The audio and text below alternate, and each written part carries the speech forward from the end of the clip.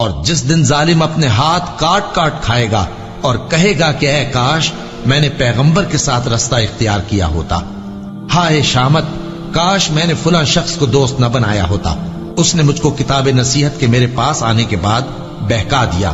اور شیطان انسان کو وقت پر دغا دینے والا ہے۔ یوں نہیں، جب زمین کوٹ کوٹ کر برابر کر دی جائے گی اور تمہارا پروردگار جلوہ فرما ہوگا اور فرشتے قطار در قطار آ جائیں گے اور دوزخ اس دن سامنے لائی جائے گی، تو انسان اس دن سوچے گا، مگر اب سوچنے سے اسے فائدہ کہاں مل سکے گا؟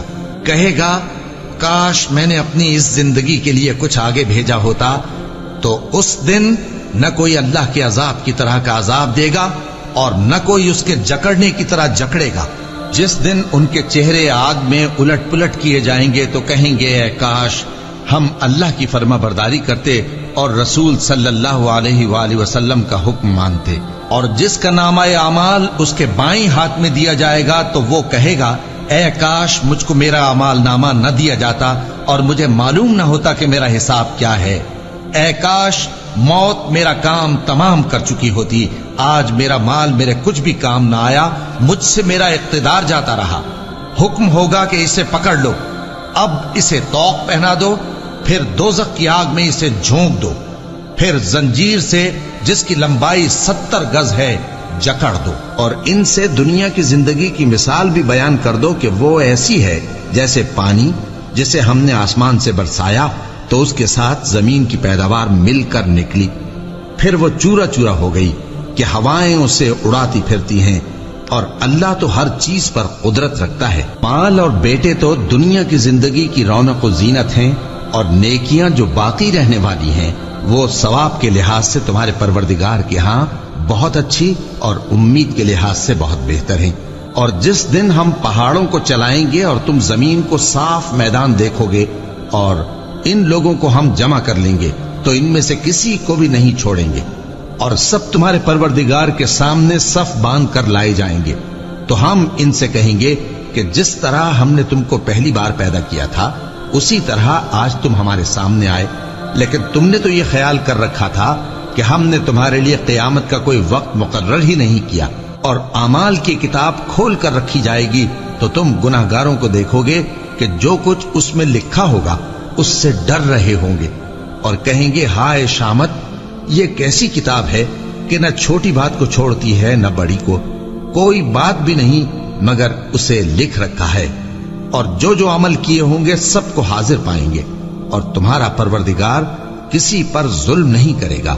کاش تم ان کو اس وقت دیکھو جب یہ دوزخ کے کنارے کھڑے کیے جائیں گے اور کہیں گے کہ اے کاش ہم پھر دنیا میں لوٹا دیے جائیں تاکہ اپنے پروردگار کی آیتوں کی تکذیب نہ کریں اور مومن ہو جائیں۔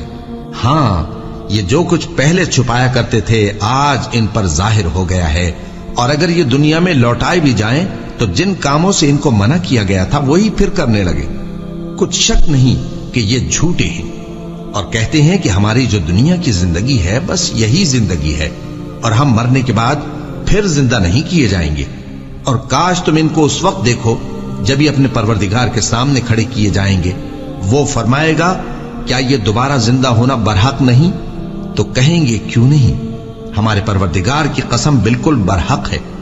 اللہ فرمائے گا اب کفر کے بدلے جو دنیا میں کرتے تھے عذاب کے مزے چکھو۔ جن لوگوں نے اللہ کے روبرو حاضر ہونے کو جھوٹ سمجھا وہ گھاٹے میں آ گئے، یہاں تک کہ جب ان پر قیامت ناگہاں آ موجود ہوگی تو بول اٹھیں گے کہ ہائے اس کوتاہی پر افسوس ہے جو ہم نے قیامت کے بارے میں کی، اور وہ اپنے اعمال کے بوجھ اپنی پیٹھوں پر اٹھائے ہوئے ہوں گے، دیکھو جو بوجھ یہ اٹھا رہے ہیں بہت برا ہے۔ اور دنیا کی زندگی تو ایک کھیل اور مشغلہ ہے، اور بہت اچھا گھر تو آخرت کا گھر ہے، یعنی ان کے لیے جو اللہ سے ڈرتے ہیں۔ کیا تم سمجھتے نہیں؟ یہ لوگ اسی طرح غفلت میں رہیں گے یہاں تک کہ جب ان میں سے کسی کے پاس موت آ جائے گی تو کہے گا کہ اے پروردگار مجھے پھر دنیا میں واپس بھیج دے تاکہ میں اس میں جسے چھوڑ آیا ہوں نیک کام کیا کروں۔ ہرگز نہیں، یہ ایک ایسی بات ہے کہ وہ اسے زبان سے کہہ رہا ہوگا اور اس کے ساتھ عمل نہیں ہوگا، اور ان کے پیچھے برزخ ہے جہاں وہ اس دن تک کہ دوبارہ اٹھائے جائیں گے رہیں گے۔ پھر جب سور پھونکا جائے گا تو نہ تو ان میں قرابتیں رہیں گی اور نہ ایک دوسرے کو پوچھیں گے۔ تو جن کے اعمال کے بوجھ بھاری ہوں گے تو وہی کامیاب ہیں، اور جن کے بوجھ ہلکے ہوں گے وہ لوگ ہیں جنہوں نے اپنے آپ کو خسارے میں ڈالا، ہمیشہ دوزخ میں رہیں گے۔